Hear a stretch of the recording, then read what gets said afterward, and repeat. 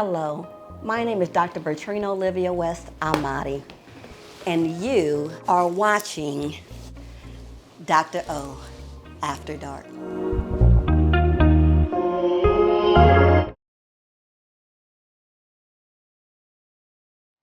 Hey y'all, hey, it's me, Dr. O, coming at you for another episode of Dr. O After Dark.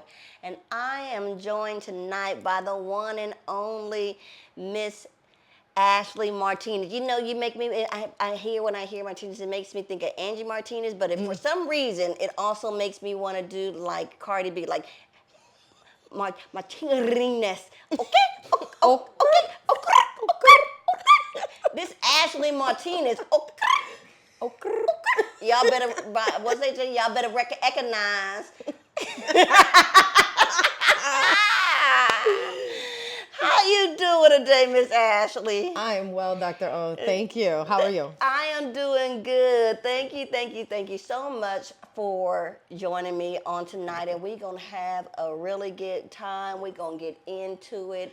So as we do, before we get into all of the shenanigans that we got going on here at Dr. O, tell everybody who you are and a little bit about yourself. Yeah, so I've been practicing in mental health for a little over 14 years now, but I am currently the owner of Brainpower Hour, LLC, and we are a private practice. We focus on mental health and therapy for adults, couples, and adolescents. Okay. So we provide all of our services throughout the state of Georgia. All of our services are provided, again, via telehealth. And we do strive to work to make everybody's lives just a little bit easier, maybe a little bit more happier. So Well, that's wonderful, and it's amazing. So it's funny because pre-COVID, my practice, we always offered telehealth. Because in breaking the barriers and stigmatization to providing mental health care, quality and affordable mental health care, that was one of our objectives early on since the beginning. Yes. We offered in office, in community, as well as telehealth. And I recall so many of the colleagues were like, no, mental health care and telehealth, you can't do it over it's something about being in the office to feel your energy. I got to see their body and their this and their that. And then when COVID hit and everybody was kind of forced to transition, all them people who had a lot to say about how horrible it is, they are now the ones that closed their practice 100% virtual and are like, I am not going back. This is the best thing ever. But what I love about it is that, again, it provides access. Yes, ma'am. Especially in rural areas. We think about places like right here in Atlanta. And a lot of times when people think of Georgia, they think of, especially people of color, they think of Atlanta. They think that Atlanta is the state. Georgia is the city. It's like Atlanta is the whole, everything black on black and black is black. But you go about 10 minutes outside that metro Atlanta, outside that perimeter, you will see that you in the South. Yes. You are very correct, You Dr. will see that it was like, was that Mammy and them? Did she just have on that when she's sitting outside in her white, dress with a rag on her head picking cotton? I mean, we hear it all the time. Yes. I mean, right here in the regular park, they had people who were hung, a young black man and young black boy, and to remind you, don't get it twisted. So the amazing and beautiful thing is now in these rural areas and things where there's not a lot of access to clinicians of color. Now virtually we can reach more people. Have you seen that in your practice? Absolutely, 100%. I mean, I think the access when it comes to distance and transportation, but also with time.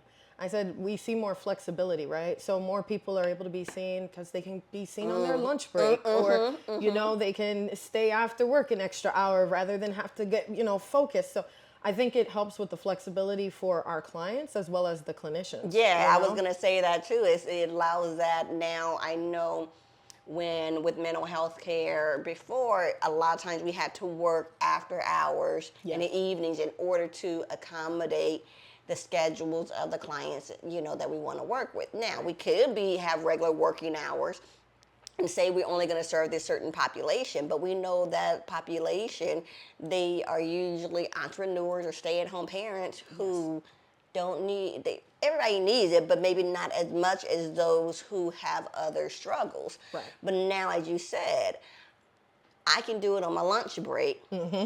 And so now I can still be off at a reasonable time, 5, 6 o'clock, of spending time with my own family, and don't have to be here to 8, 9 o'clock doing therapy after hours or on weekends in order to accommodate, that schedule. And I find that the clients, they appreciate it. We're finding that the work is still being done, contrary to that stigma before COVID.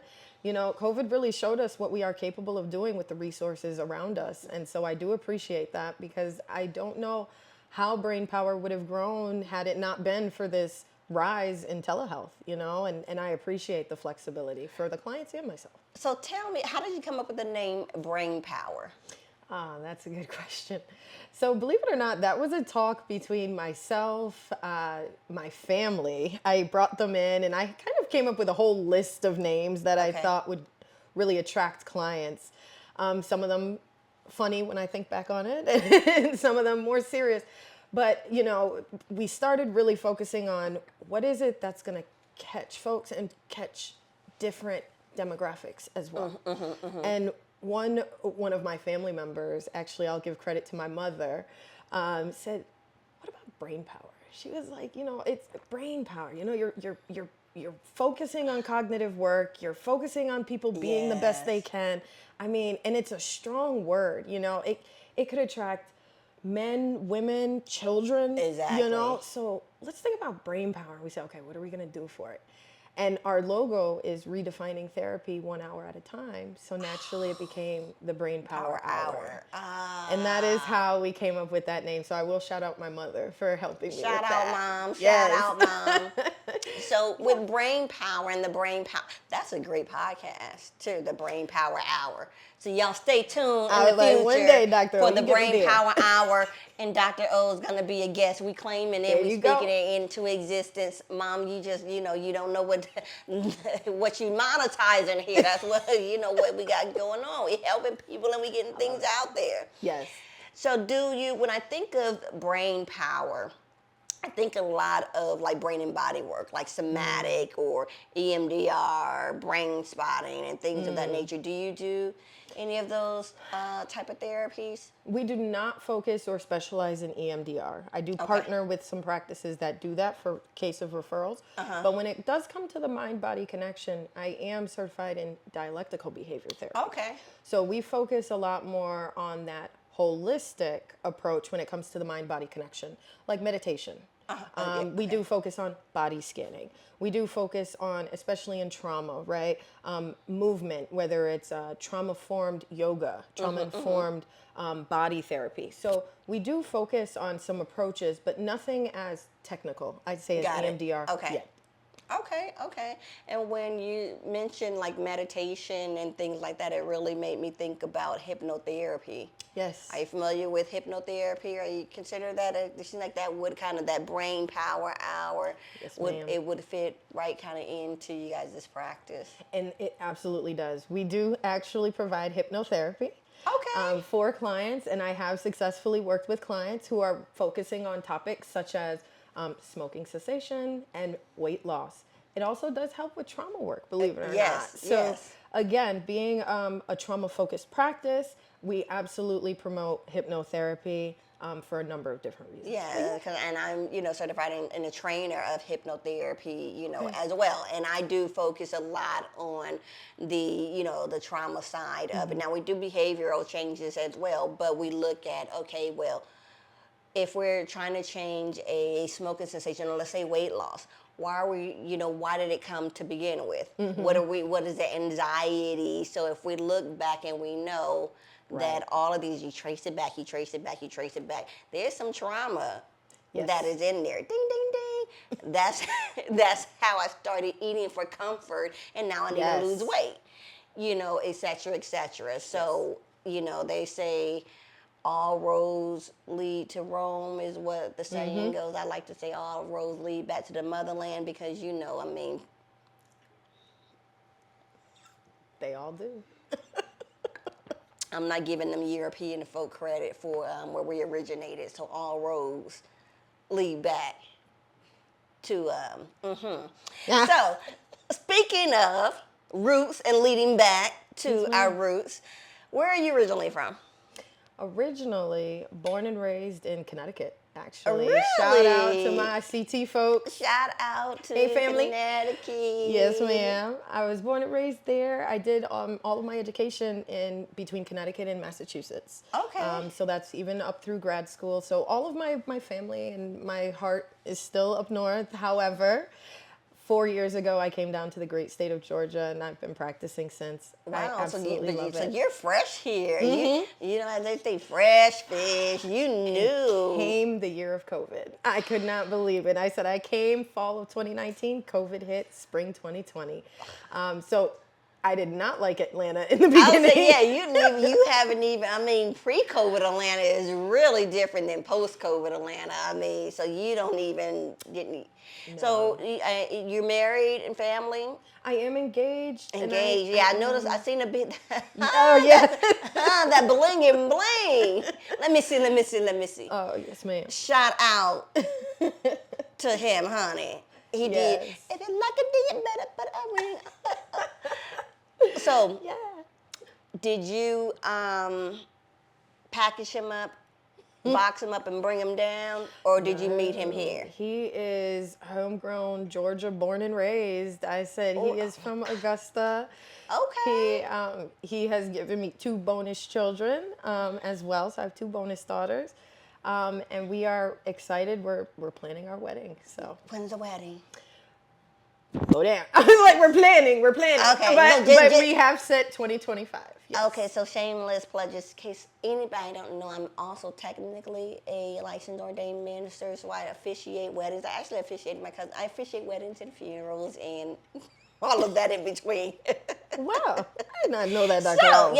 So we do that. In addition, so if I do like marriage or premarital counseling, so if you do like premarital counseling with me through my package, then I, will also officiate, or you can just have me officiate your wedding as as well. But I don't officiate weddings unless I know that if they ain't right, if I got that, I'm seeing them red flags, I'm like, sis.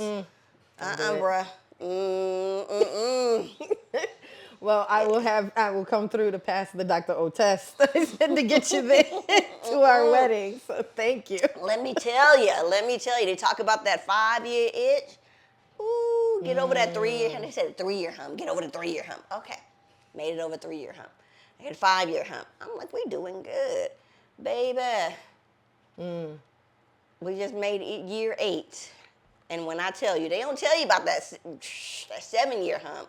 Once I started talking to people about it and all my other men, they were like, oh yeah, 7 years. And I started looking at, ironically, a lot of even like celebrities and stuff like that. And they all were like divorced at like around the 8th year. Who is that I'm thinking of? That was big. The Real Housewives of Atlanta, if you watched that. We're not talking the Cynthia. one who, no. The one who, no, because Cynthia, it didn't last 8 years. Oh. I don't think what either of them lasted 8. No shade, Miss Cynthia, but no. What the other one? She was on The Game. Oh. And she was saying how her husband was gaslighting. Oh, no. Because you're not talking about Miss Phaedra. No, when was the last time you... I know. No, I'm going through all of them because I know it wasn't Nene. I know it wasn't Phaedra. Miss Phaedra, she on Married to Medicine now. Portia? No, she's new. She's been there like the last 3 years-ish. I forget. But she was on The Game. That's what she's known from. Being on The Game. Y'all gonna make me look her up and be like, why can't I remember her name? But, I know who you're talking about, though. Anyways, they had, ever since coming on the show, they were having marital problems, her and her husband. They were advertising, thought he was, infidelity and so on and so forth. And then earlier this year, they announced that they are getting the divorce. I think both of them was trying to run to the courts first, and I think like within 30 minutes of each other, they each filed for divorce. But they had just like was about to make their 8th year, and I was like, yeah, see, that 7-year hump got them. See, and those are the things that, you know, as couples counselors and clinicians, we try to be proactive in those areas. You know, I encourage everybody to go for couples counseling, whether you're having problems or not. You know, I think a big stigma is the idea that you have to have issues to go to couples counseling. And some of the best couples I've ever worked with were those that said, we're not having issues, we just want to make sure we're maintaining our health, you know, and while we're managing our relationship, we want to focus on our individuality, or we want to focus on our communication, but we want to be proactive. We don't want to wait for problems. Absolutely. And I see, you know, so when I work with my couples, I ask them all the time, and this is always kind of get this shock look. I say, okay, Miss Martinez, Mr. Martinez, are you two married? Are you two brother and sisters? You're looking at me. What do you mean, brother and sisters? I know this Georgia, but no. Okay. Were you adopted and raised in the same, you know, household? No, absolutely not. What are you getting at? I said, yeah, that shock factor that you just released, that's what I'm getting at. So what I'm telling you is that you two are two different people, raised in two different households, two different parents, so therefore you have different values, different morals, different things, different beliefs, and you're trying to merge and bring that difference together in a cohesive, you know, in a cohesive way. So it's going to be conflict. You know, if Absolutely. it's not, you know, you know, but it's healthy. You can have healthy conflict, and that's what we want to work on. I tell clients when they're, you know, don't come to me for premarital therapy after you're engaged. To me, that's too late, because you usually when you're engaged, it's like, oh, I'm so happy they bought the ring, and we're not saying no. I done invested money in this ring. I done seen all the red flags, but he asked me, so no, we're doing it. But come when, you know, not when you first meet a guy or a girl and like, yeah, I want to come in for, but when you kind of start liking, Right. I want to feel it that we've been dating for 3-6 months now. They might be, you know, so before I get to that point of wanting to propose and things like that, let's make sure we're aligned on communication, child rearing, religion, and spirituality, finances, and spending, where we want to live. All of these things that a lot of us, we like, oh no, we're just so happy to get married, and then we get into like, this hard. It is. And I would add, you know, conflict resolution, just conflict management is a huge topic in couples counseling. And just to what you had said a few moments ago, Dr.O, I try and let clients know in my practice, conflict is nothing to avoid. Conflict is nothing to be afraid of. Conflict can be a tool for growth. Exactly. If you know how to manage it. You know, it's not the picture of people yelling, screaming, and throwing things. It's two people who have two different ideas that are right now at a crossroads. Absolutely. How do we manage those two ideas in a way where we both feel safe and secure? Absolutely. And so I really enjoy the couples work we do at Brainpower, because I really enjoy seeing the growth. I really enjoy seeing folks use their skills in session and then talk about it when they go home, you know, and say, this really helped us. And obviously to grow with families, you know, from pre-marriage to marriage. I've seen couples all of a sudden decide they want children and go from that part to having the child, and now we've got a baby here, you know, in session. So I really enjoy the work we do with couples. It's a lot of fun. Now, is this your first marriage, or have you been married before? No, this will be my first marriage. Yeah. How exciting. Yes. Yep. Are you nervous or scared? Very nervous. Like very, very nervous. Now, we've been together for a number of years now, so we are comfortable, but still, you never know what the future brings, and so I think the nervousness I experience is very natural. I believe everything obviously would go well, and I believe I've chosen a good partner who meets my needs and vice versa. We do love each other very much, but again, the nervousness around not just the planning of a wedding, I think that's more the small potatoes, but again, who will we be in 10 years, 20 years? Yeah, but planning a wedding, that's not small. My husband asked if I want to, like renew our vows. I'm like, sure, but I ain't planning. We're not doing a wedding again. We're going to be me, you, and the little crew. But and we didn't even have a big wedding. We had a really small wedding. We actually got married in downtown Atlanta in a Ferris wheel. Oh, okay, the eye, yeah. Yeah, going around that. It was his sister as a witness, my dad, our 2 children, the photographer, and the pastor. And we did our vows as was going around, and then we walked across the street to Centennial Olympic Park, and we took pictures and, did our whole photo shoot there, and then we went and had like dinner at the Atlanta Fish Market or something like that. Oh, that sounds so nice. So it was very kind of more like an elopement, but that was hectic. I can't imagine. I used to want the big fairy tale wedding and everything like that, and he was like, "Oh, well, after we have this one, we can have the big one." After that, I was like, All done with planning. Nope. That's it. And if me and you don't work out, baby, I am not getting married again. Well, listen, I'll be hitting you up for some advice. I said, because when it does get closer, No, I said, definitely. and I am getting more angst. Because what I learned, at least with me, is that as we talk about our stories and we talk about trauma, and what I deal a lot with is things like developmental trauma. So things that we experience during our childhood and our developmental stages that have impacted us in a traumatic way. So when we was going back and we were talking about, and I asked them, well, are you married? Are you siblings?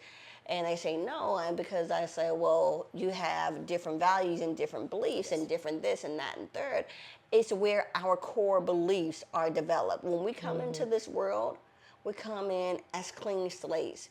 We depend on our parents, others, and the world around us to teach us about who we are, whose we are, and everything else in between.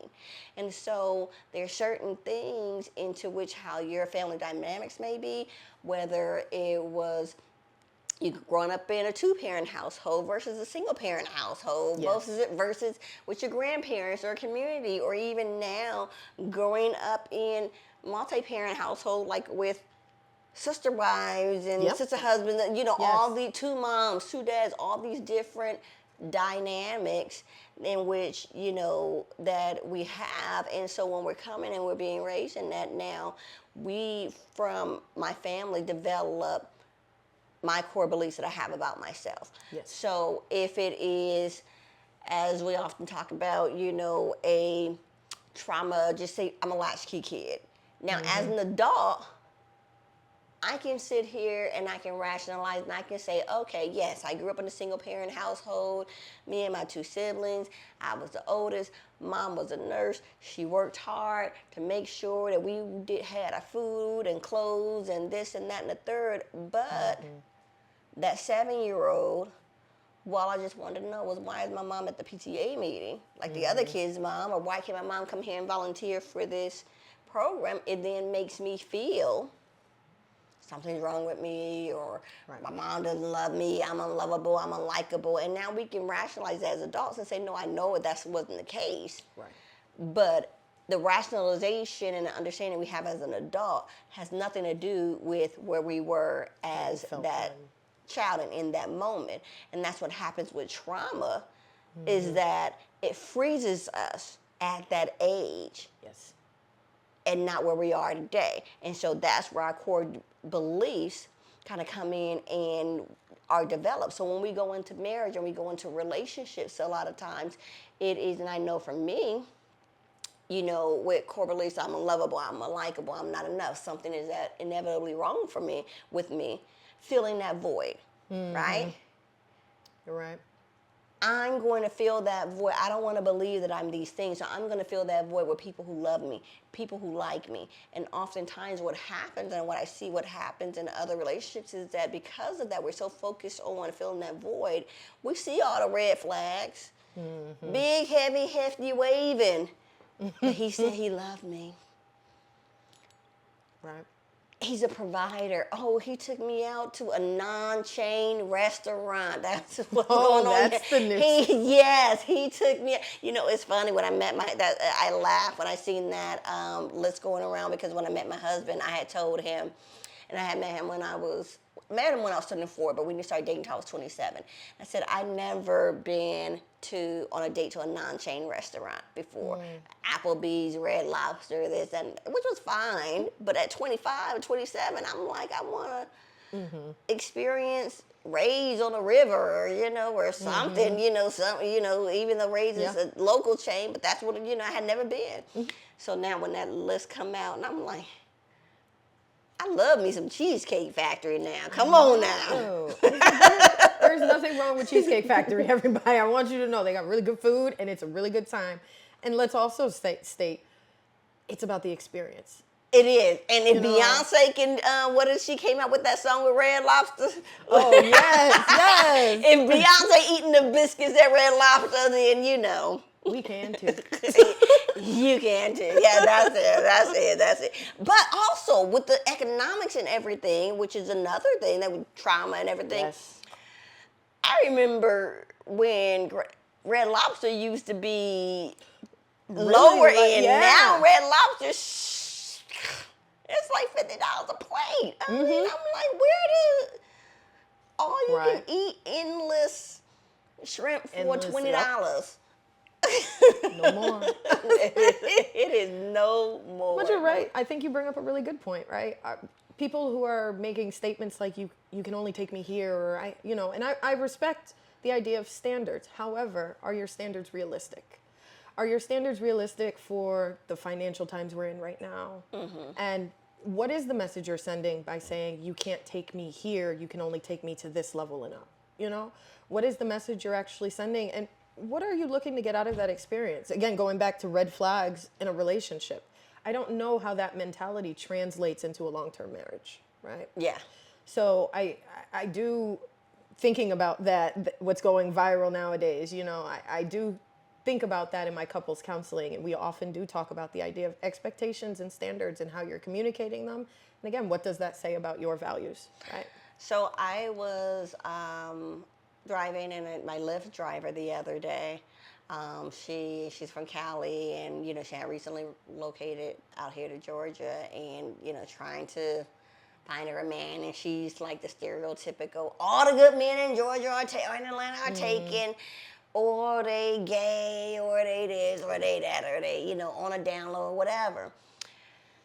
And so when I was like, I'm married, she was like, well, did you meet your husband in Georgia? And I was like, I sure did. She's like, well, where did you meet him? I told him the story and everything else. She's like, did you bring him down? Did you clone him? What? Where'd you get him? So let me ask you, because you guys are newly engaged, you done swooped him up. He's right here from Atlanta. You're from Connecticut. You found you a good old Georgia boy. So they here. And no disrespect to you nor him, and not knowing y'all, getting in y'all business, we got no judgment for open, poly, anything heterosexual, would we say? Yes. See, so they out there. So he black, not on down low. Is he African American? No. Well, see, that is what. So that's we ain't even got time. See. I tell people all the time, they be like, oh, there's piss in the dating pool. And I said, well, maybe you need to go to the lake. There you go. It's got seaweed and dirt in the lake. Well, baby, maybe you need to go to the ocean. Ain't no man here in Georgia. Well, how you been to Texas? How you been to New York? Oh, I've been all there. Well, have you been to Europe? Have you been to Jamaica? You know them. No, stay. No, I love you. Hey. But y'all know you Jamaican, when y'all can say it for me. Put it in the comments for me. I ain't gonna say it because I ain't gonna discriminate about my Stella got head groove back Caribbean men. But Europe, London, France, Spain, India, Africa. I'm like, come on, this turkey men love black. So tell us. If you don't mind me asking, what's the ethnicity of your husband or your fiance? He is white. See? Look at See? Yes, yes. I said, so he's himself again, Augusta, and then came to Atlanta himself. So we were both transplants when we met. And so for him, he's one of those good old country boys. I said, came to Atlanta, and then I came from the north. Everybody, like, you're from the city and everything else. Came down here, and we met, and we clicked like boom, and that was it. And see, we can stop with the stereotype, because when she said, I ain't even gonna lie, when she said 2 bonus kids, that's why I was shocked when doing it. And I was like, I just assumed that he was a black man. Oh no! You see? No, no, See? no, ma'am. See? That's all I can say. I'm at lost for words. I'm like, see? When y'all all be talking about how, they ain't no good, they ain't got this, they ain't got that, they got kids. No. It's true. all over the plethora, but you got to stick your toe, be willing. Amen. I will say this. I myself am the product of interracial relationships.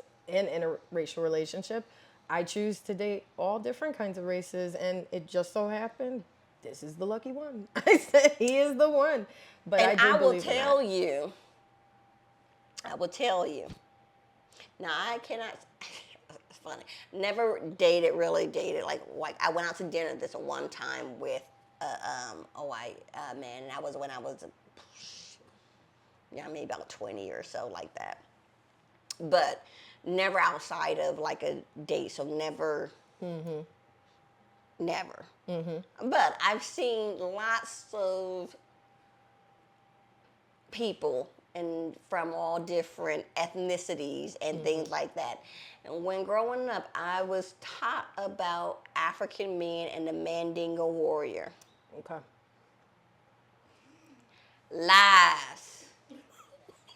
Lies, I tell you. I was so excited when I got my first, a Cameroonian French speaking.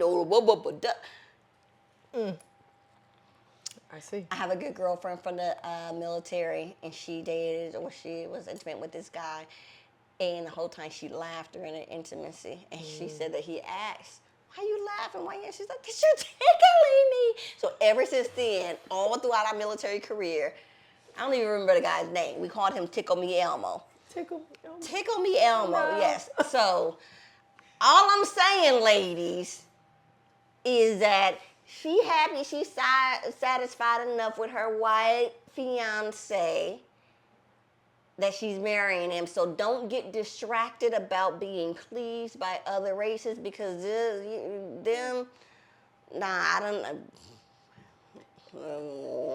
Don't believe the stereotypes. That's all I'm going to say. Don't believe the stereotypes. Y'all ever been what was that with Shane and Tatum? What was that? Magic? Oh, in Magic Vegas? Mike. Being a Magic Mike in Vegas? Y'all done got me lost for words. Do you hang low, do it wobble to and fro? Can you tie it in a knot? Can you tie it in a bow? Can you throw it over your shoulder like a continental soldier? Do you hang low? Ding, ding. Cheers to that. That was good. So you gonna get in there. Get in there. Thank you so much. Thank you for joining us. Now we all family now, so we all being invited to the wedding. Yes. And everything. You can only be invited if you bring good gifts. That's the thing. That's a good one. I like that. Yeah, that's a good thing. Family, friends, y'all can be invited. Anybody else, y'all wedding crashing, you got to bring an amazing gift. We need juicers and houses all kinds and of stuff. Blenders, whatever you got. Everything. And we're going to make some beautiful babies as well. So we need diapers. Go ahead and get them in there too, so we can have some diapers and bottles as well. So tell everybody where they should send all of your gifts. How can we find you on the World Wide Web and social medias and all? Well, y'all come and find me at my Brainpower Hour site, okay? So we're at www.bphour.com. But also follow us on Facebook and IG, okay? So if you look us up, Brainpower Hour, all one word, on Facebook and IG, again, send me a message, I'll send you one back. I said, you want to send a gift? I receive that too. So please look us up, please follow us, and I hope that if this message touches anybody out there, if you're ever interested in a consultation, please call us as well. Okay? And the greatest gift you can give for all of those who wonder, I don't know what to give. Money. We love Gift money. cards. See, what that can do is that also your donations can also help someone else who is unable to afford mental health therapy. So Yes. maybe we should do that. Maybe we should do a campaign and make a kind of partnership for like like that. your wedding party gifts. And we accept only donations and giving them to people who need I like therapy that. as a congratulations to you and you guys. Marriage therapy. Yes. You know what? I like that. Coming soon. All right, y'all. Thank you again for joining us for another episode of Dr. O After Dark with the very wonderful Miss Ashley Martinez. Martinez.